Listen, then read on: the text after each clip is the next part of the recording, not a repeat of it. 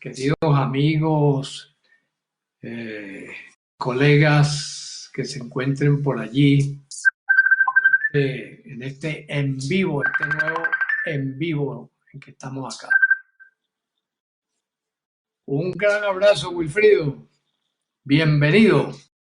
Bueno, el otro día conversábamos un poco sobre la misión Neurocodex, cual quiero mostrar otro aspecto interesante, ¿no? Ya la vez pasada trabajamos con el sistema este de filtro, donde mostramos que el Neurocódex era como una especie de filtrado, ¿verdad? De distintos aportes que cada vez vamos sumando más o vamos actualizando. Por ejemplo, actualmente que está el proyecto Genoma, el proyecto Brain, el proyecto Epigenoma, el proyecto de la microbiota. Todo eso lo vamos tomando y vamos filtrando día a día la información que va apareciendo para que todo eso lo podamos poner en manos de cada uno de nosotros para vivir cada vez mejor y mejor. Una de las cosas que ha ocurrido en esto que a nosotros nos gusta llamar la Torre de Babel del conocimiento, en donde hay una confusión de lenguajes, por ejemplo, la ingeniería tiene su propio lenguaje, la física tiene su propio lenguaje, la psicología tiene su propio lenguaje, la medicina tiene su propio lenguaje. Entonces, entendernos entre todos para construir el edificio, el Burj Khalifa, como lo llamo yo, del conocimiento, pues representa una tarea de traducción y de homogenización del lenguaje, que es lo que precisamente es parte de la misión del Neurocódex. Ok, entonces fíjense, una de las cosas que ha estado también separada son las dimensiones de memoria que nosotros tenemos. Entonces vamos a representarlo de la siguiente manera. Pensamiento, es decir, lo cognitivo.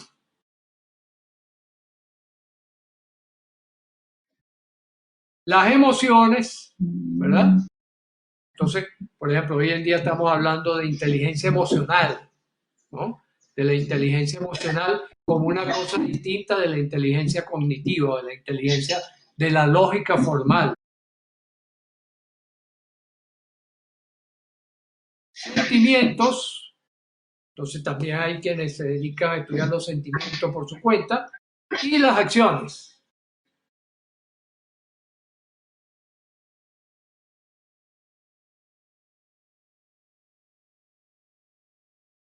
¿Cuál es parte de la misión Neurocode? La parte de la misión Neurocode es que nosotros esto lo podamos conectar mediante puentes que enlazan estos diferentes aspectos para tenerlo como una integridad total.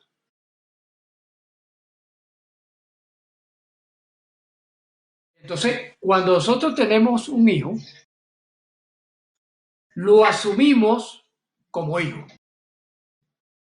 Es decir, desconectamos que ese es un ciudadano que ha venido al mundo y que va a crecer, se va a convertir en adulto, esperemos, ¿verdad?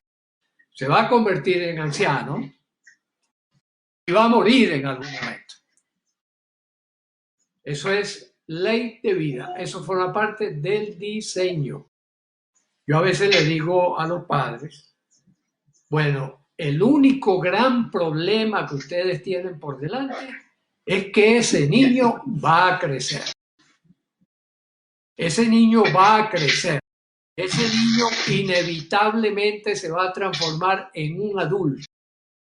Ese niño inevitablemente va a llegar a la tercera o cuarta edad. Si tiene suerte, se cuida y aplica las reglas del juego de la vida correctamente. Los hijos son unos seres prestados para que nosotros no solo los queramos y los amemos, que forma parte de su proceso educativo, sino que también le demos un marco de desenvolvimiento para su vida futura. Ese es el diseño. ¿Ya? Por lo tanto, implica no solo el hecho de que les demos de comer, les demos cariño y ya, sino que implica que nosotros diseñemos una estrategia, ¿verdad? Cómo llevar a ese niño a su estado adulto de la manera más saludable posible.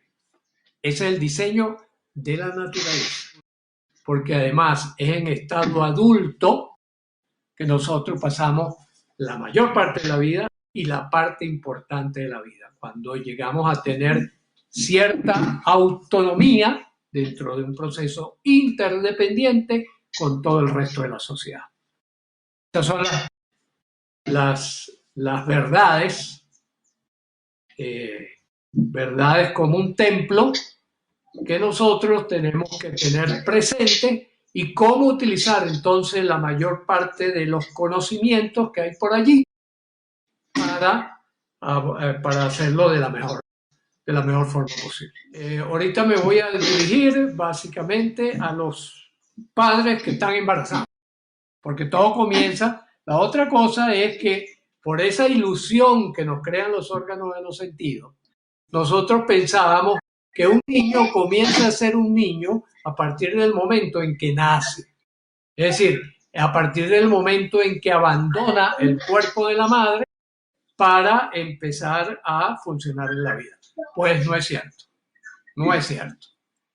Ya está inequívocamente demostrado que el proceso educativo comienza, si es que podemos poner un comienzo, justo con la fecundación. Es decir, todos nosotros comenzamos a constituirnos como personas en el momento en que el código genético de nuestro padre se une con el código genético de nuestra madre. Entonces, allí, esa síntesis que se crea, como cada uno de nosotros, es lo que hace que podamos configurarnos como individuos ya que gozamos de cierta autonomía. ¿Por qué digo esto y por qué esto es muy importante? Fíjense, el desarrollo del sistema nervioso central de los bebés está directamente relacionado con dos cosas importantes.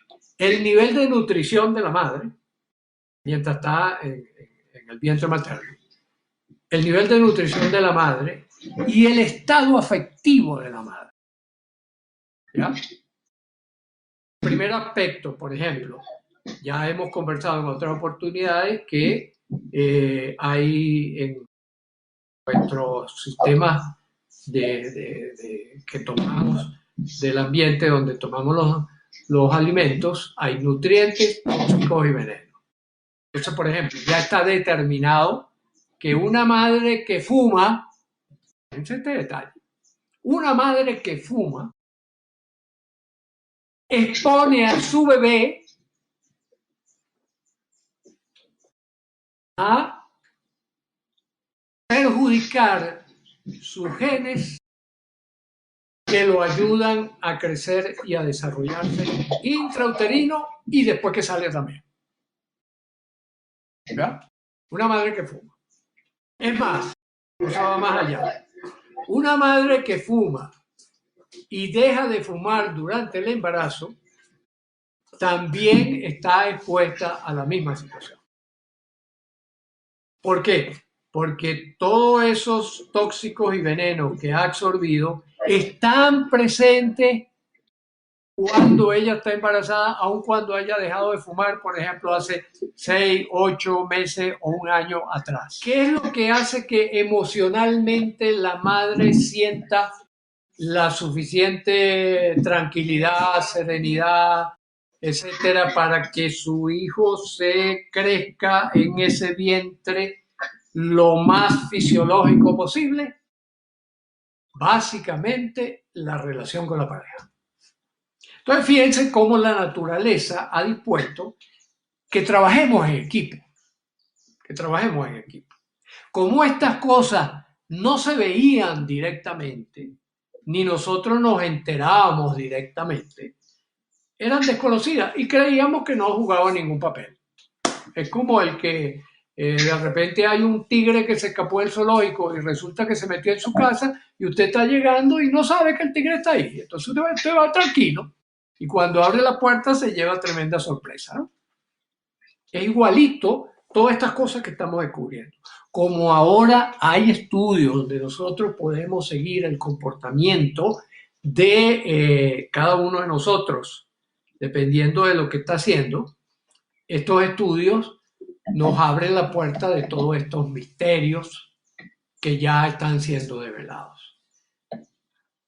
En conclusión, una buena relación de pareja es requisito para que un bebé nazca sano. ¿Qué le parece? Entonces, los que están ahorita, que estamos en la casa por cárcel, ¿verdad? Que tenemos casa por cárcel. Ha sido dictado por orden del coronavirus que toda la humanidad tenga casa por cárcel. Mientras estamos aquí presos, mientras estamos detenidos, ¿cómo hacemos para mejorar nuestras relaciones a fin de que tengamos un marco de protección, de amor y seguridad para ese bebé que acaba de llegar?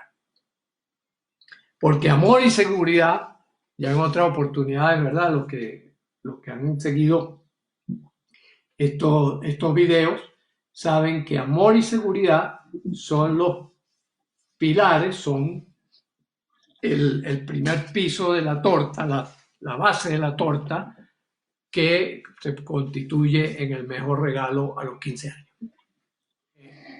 Entonces, fíjense cómo este trabajo en equipo, esta unión, que es importante que nosotros robustezcamos, en algún momento volveremos a insistir sobre, en este caso, las relaciones de pareja, cómo tener unas buenas relaciones de pareja, se hacen indispensables en esta etapa para el bebé. Una vez que el bebé nace, esta estructura triádica, entre tres, papá, mamá, hijo, pues ahora ya se hace más evidente, ¿no? Ya el niñito está aquí, está ante nuestros ojos, está ante nuestros oídos, está ante nuestro tacto. Por lo tanto, ya lo podemos sentir directamente y decir, ah, sí, existe de verdad, ¿no? En esos primeros momentos sigue la misma relación. Es decir, si hay un buen cuidado por parte de la madre, ella le va a dar el pecho al bebé, que es la mejor forma de alimentarlo. La mejor forma de alimentarlo por 2 o 3 razones poderosas. Primera razón, hay un contacto íntimo, profundo entre mamá e hijo. Eso va a hacer que las estructuras neurológicas de base que tienen que ver con la emocionalidad, sobre un buen desarrollo emocional, van a estar estimulados de esa forma. En segundo lugar, a través de la leche materna, no solo le presta los nutrientes indispensables para que el cuerpo de ese niño crezca, sino que también lo provee de las vacunas, de la estimulación del sistema inmunológico para que ese niño se adapte a este nuevo contexto, donde él inicialmente estaba en un estado estéril y ahora va a estar expuesto a virus, bacterias, hongos, etcétera, etcétera. Esa leche materna le da defensas al bebé para afrontar ese tipo de cosas. Y en tercer lugar, la lactancia materna también presenta la ventaja de que fortalece la relación con el padre en el sentido de que cuando él participa junto con la madre de ese proceso de alimentación, él le está transmitiendo la energía paterna a ambos, a la madre que lo necesita porque está en un momento de profunda inseguridad y de inestabilidad, ¿verdad? Indefensión, y al bebé, por supuesto, porque acaba de recién llegar. Por lo tanto, otro aspecto importante es cuidar la lactancia materna, dependiendo de las escuelas, pero no mínimo, ¿cómo se llama? No menos de 6 meses, por lo menos. 6 meses, y hay quienes hablan del año, hay quienes hablan de año y medio, ¿verdad? Simultáneamente, ya voy a contestar esa pregunta. Simultáneamente, cuando ocurre este fenómeno de la tríada, de los tres que están trabajando sobre este bebé, empezamos a introducir otros tipos de alimentos y otro tipo también de estímulos. Entonces, hablarle, irle, en la medida que el bebecito va creciendo, vamos incorporando, por ejemplo, los juegos, ese tipo de cosas, que recordemos, los juegos son la cosa más seria que lleva a cabo el ser humano. Por eso el fútbol es tan importante. Por eso el basquetbol es tan importante, ¿no? Es importante, ¿por qué? Porque es la real estructura de conexión energética para que nosotros fortalezcamos nuestros buenos sentimientos y emociones. Acá Robert nos pregunta lo siguiente: doctor, cuando la mujer no fuma y el padre sí, ¿también tiene incidencia en el bebé? Fíjense, los que no fumamos, detectamos a un fumador, así no esté fumando, a 2 o 3 metros. ¿Por qué lo detectamos? Porque tiene encima de él, ¿verdad? Y bota a través de su respiración moléculas de tabaco. Se han identificado más de 400 tóxicos y venenos en el tabaco, en el fumarlo sobre todo.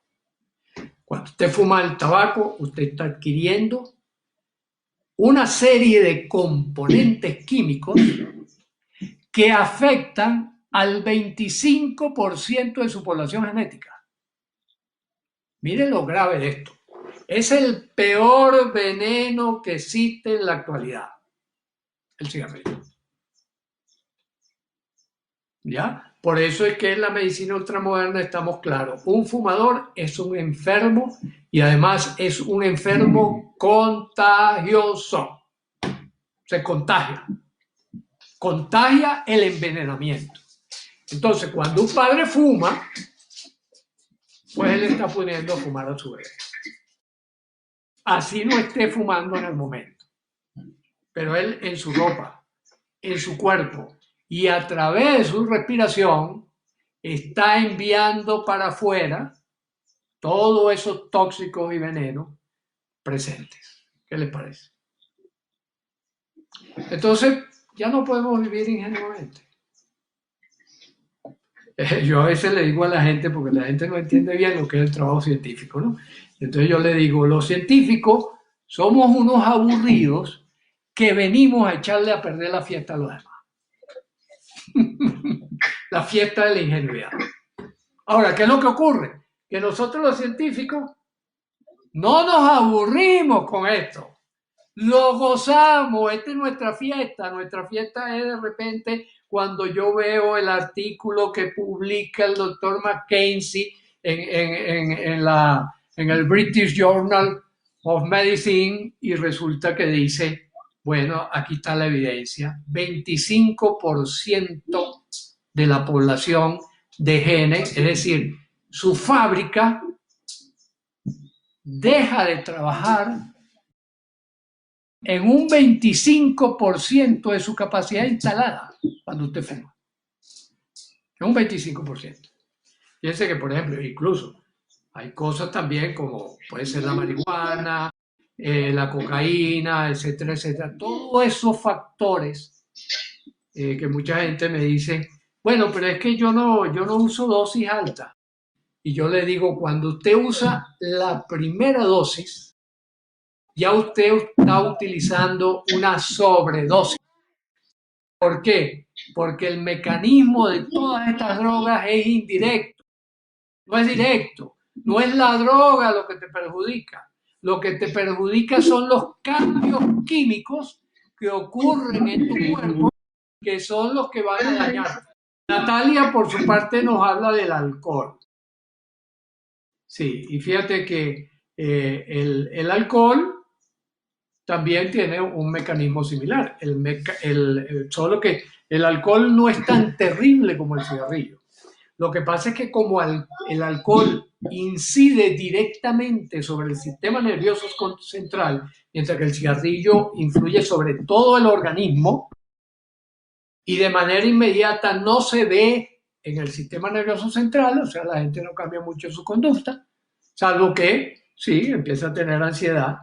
¿Por qué? Porque tiene un pico de relajación primero que dura aproximadamente 10 minutos y después le dispara la ansiedad. Entonces, ustedes podrán haberse dado cuenta de que todo fumador es ansioso. No hay fumador no ansioso. Es más, la mayoría de los fumadores te dicen, yo fumo para tranquilizar mi ansiedad. Pero la mala noticia, el aburrimiento científico, es que eso le dura 10 minutos nada más. De tal manera que busque una manera más fisiológica, más amable de controlar su ansiedad que mediante el cigarrillo. ¿Qué es lo que ocurre con el alcohol? El alcohol, por ejemplo, perjudica a la construcción de los espermatozoides. Entonces, un padre alcohólico, por ejemplo, padre que tiene una historia no propiamente alcohólico, de consumo de alcohol, alguien que tiene una historia de consumo de alcohol muy frecuente, pues va a aportar un 50% que también tiene algún daño encima. Por lo tanto, y sobre todo uno de los daños es que los genes del alcoholismo, que es la enfermedad en la cual la persona con suma facilidad se hace adicto al alcohol y le cuesta mucho salir de esa adicción, se abre con mucha más facilidad. Entonces, por eso es que ustedes ven que hijo de alcohólico generalmente termina siendo alcohólico. Tener en cuenta todos estos aspectos porque ya tenemos que dejar la ingenuidad de que los hijos, si tienen problemas, es por ellos. No es así. Niño con problemas, familia con problemas. Niño malcriado, niño ansioso, niño llorón, niño deprimido, significa familia deprimida. Familia que está manejando mal el sistema de interacciones entre ellos. No significa que sean culpables. Lo que significa es que son ingenuos. Lo que significa es que desconocen los mecanismos, desconocen las reglas del juego de la vida. Y que estamos en el momento, este es el momento en el cual nosotros tenemos que educar las reglas del juego de la vida, aprender a manejarlas y ponerlas en práctica cada día de nuestra vida para poder vivir mejor y mejor. No queda otra opción. No queda otra opción. Que afortunadamente la ciencia que nos está estudiando a nosotros mismos como objeto de estudio, así como los físicos se dedicaron a estudiar, por ejemplo, los astrofísicos, se dedicaron a estudiar cómo es que están organizados ese poco de bombillitos que se prenden en la noche, etcétera, etcétera, ¿verdad? Desde hace unos años para acá, la ciencia que nos estudia a nosotros mismos ha desarrollado conocimiento preciso, conocimiento elegante, conocimiento sencillo que nosotros podemos poner en práctica. y de esa manera ser felices. Es decir, la felicidad ya no es ningún misterio. La felicidad tiene una metodología para ser felices. ¿Ya? Así como en semanas anteriores hablamos, o en días anteriores, hablamos de que la inteligencia, la genialidad es una metodología, la felicidad también es una metodología de vida. Primero, por lo tanto, cuidar nuestros sistemas interactivos, porque ¿qué ocurre? Una vez que el bebé llega a este mundo, él pasa un tiempo en que él no entiende absolutamente nada. Él simplemente sigue sus instintos, sigue su programa genético que le dice, tienes que aprender, tienes que aprender, tienes que aprender a caminar, tienes que aprender a hablar, tienes que aprender a comunicarte, tienes que aprender a desenvolverte, ¿Y de dónde vas a aprender eso? De esos gigantes que transitan por allí. De allí es que lo vas a aprender. Entonces, ¿qué es lo primero que aprendemos? Emociones. Ira, tristeza, miedo, alegría, vergüenza, ternura, empatía, curiosidad, sorpresa, asco. Eso es lo primero. ¿De quiénes lo aprendemos? De esa relación que estamos conversando. Y se instala, como les digo, desde el momento de la concepción hasta 2, 3 años de vida. Me pregunta Robert, Robert siempre tiene preguntas bien interesantes y bien inteligentes, ¿no? Doctor, ¿por qué hay padres ejemplares y los hijos son delincuentes, drogadictos y tal? Bueno, porque no fueron tan ejemplares. ¿Qué significa ejemplar? Que yo quedo tan cautivado con lo que ellos hacen que lo copio y lo hago mío. Eso es lo que significa ejemplar.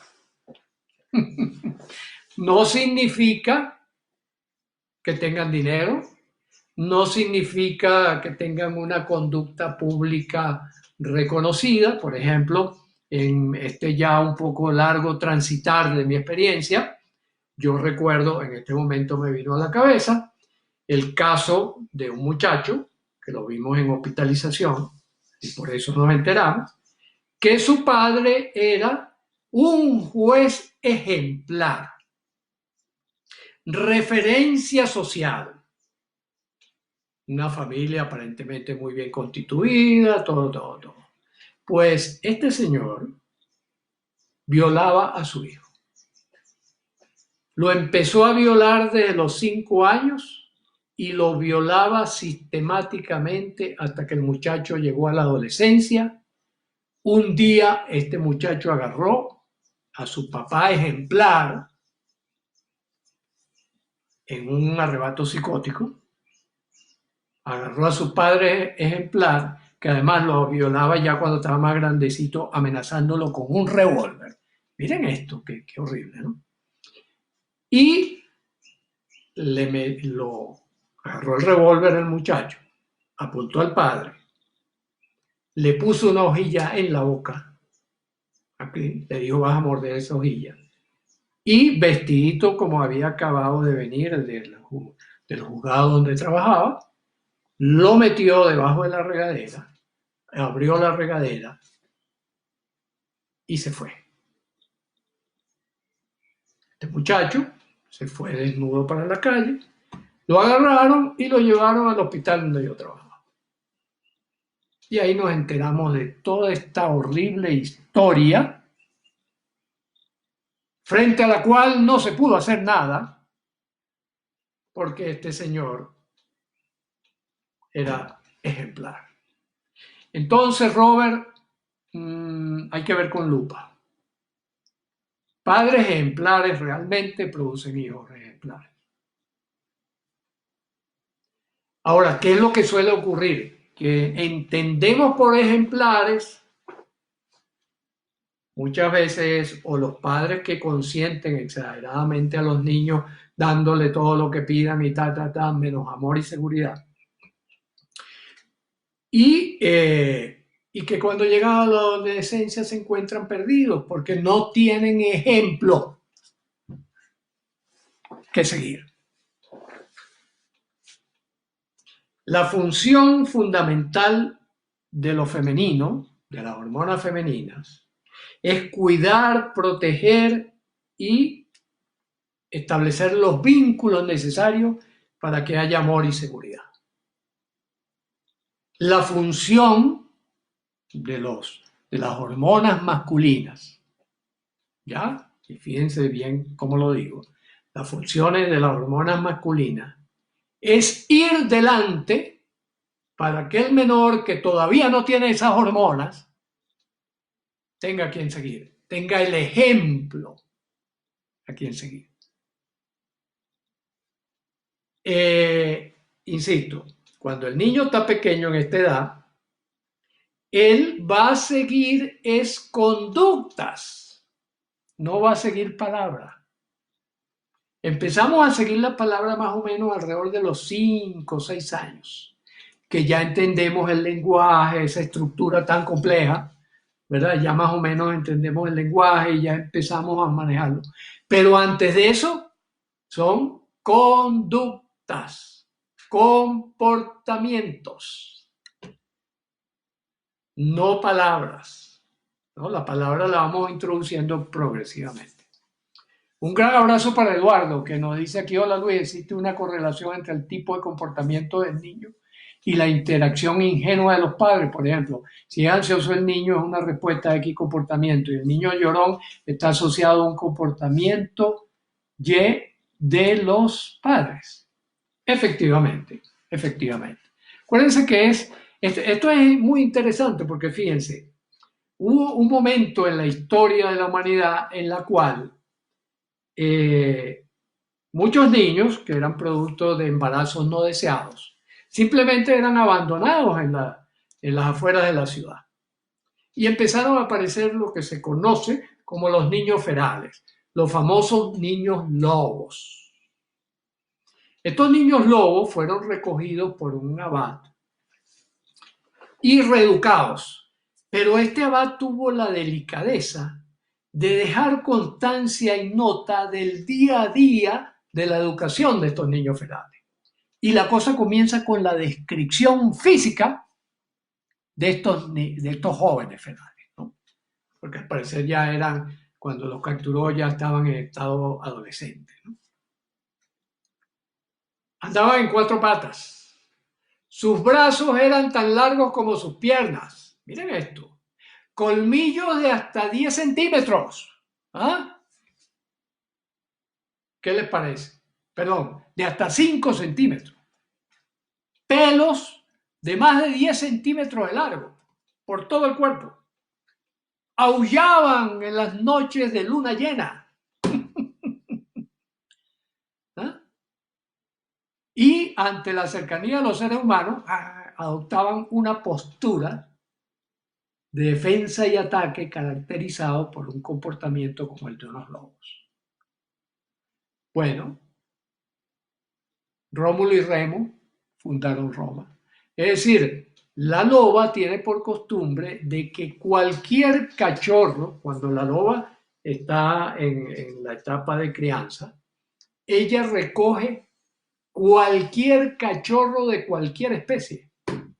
No es exclusiva de los lobenos. No, señor.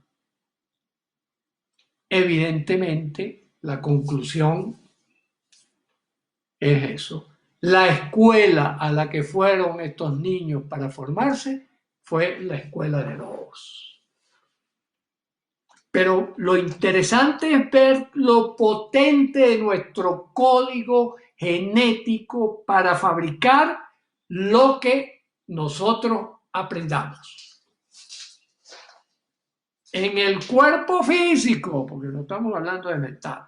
Ya les dije también en alguna otra oportunidad que en la medicina ultramoderna esa distinción entre físico y mental ya no existe. Natalia dice, hijo único, ¿será por eso?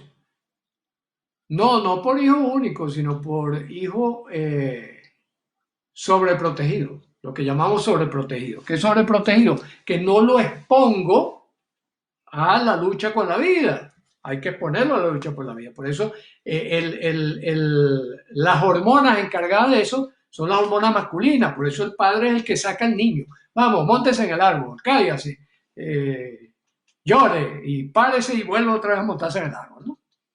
Ese trabajo es indispensable. Ya cuando el niño ha desarrollado la destreza de autonomía motora, ¿ya? Él inevitablemente llega a una etapa, 2, 3 años, en que desarrolla autonomía motora, es decir, él puede salir corriendo y se va para otro lado, no para donde uno quiere que él vaya. Allí es donde entra lo masculino, ¿ya? Entra lo masculino como la guía, el ejemplo, por eso ejemplar. Un padre ejemplar es aquel que va mostrando, Robert, escucha esto con atención, un padre ejemplar es aquel que va mostrando las conductas que lo van a llevar a ser un adulto que viva mejor y mejor. Ese es el padre ejemplar, ¿ya? No importa cuánto dinero tenga, no importa cuánta fama tenga, no importa cuán profesional tenga, porque es un aspecto afectivo y motor fundamentalmente. Robert dice, yo como docente con 32 años de servicio tuve casos de alumnos con promedio de 18, 19 y 20 con padres consumidores y vendedores de droga. Exacto. Ahora, ¿cuál es la salvedad de esto que estoy diciendo? O sea, ¿cuál es la opción? Cuando el niño tiene 5, 6, 7 años, empieza a desarrollar lo que llamábamos, ¿cómo es que se llama? Se me fue la palabra. Bueno, empieza a tener autocrítica. Empieza a tener autocrítica.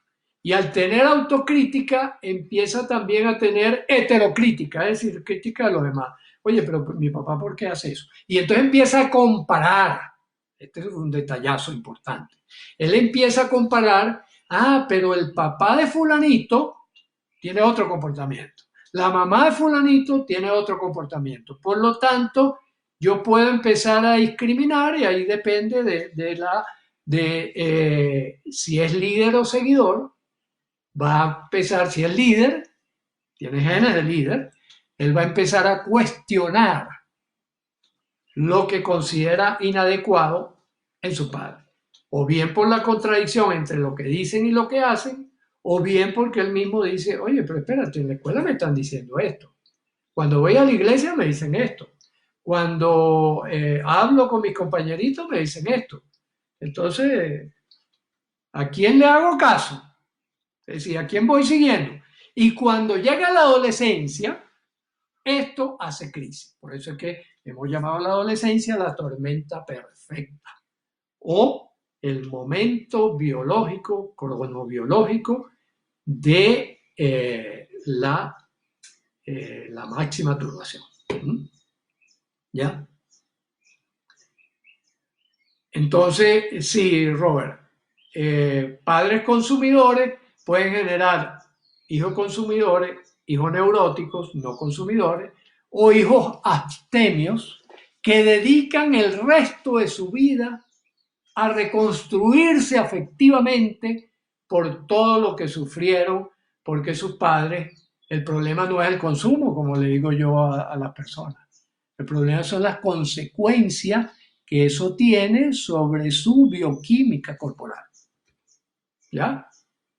Ese es el problema de la droga. Si no, sería maravilloso, que la droga, bueno, te produce un estado de felicidad y tal, qué sé yo. Lo que pasa es que empiezas a hacer locura.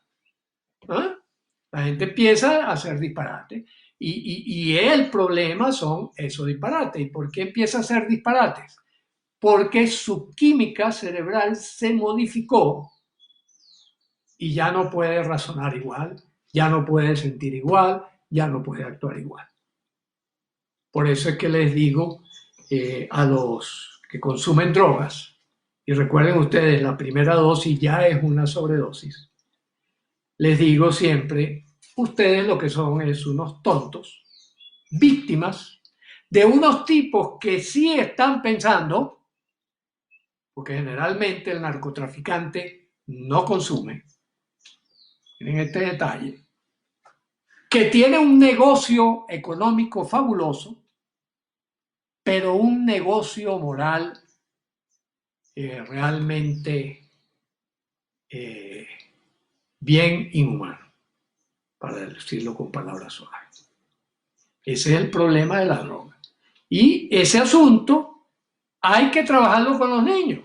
Por ejemplo, estos momentos en los cuales estamos encerrados y tal, y qué sé yo, aquí en esta casa por cárcel, podemos aprovecharlo para hablar con nuestros hijos de ese gran peligro que inevitablemente va a aparecer en lo que pise la puerta de la adolescencia.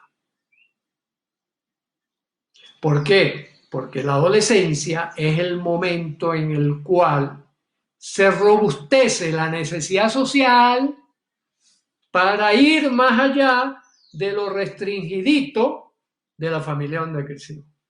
Es decir, abrirnos al mundo. La adolescencia es el ejercicio de abrirnos al mundo.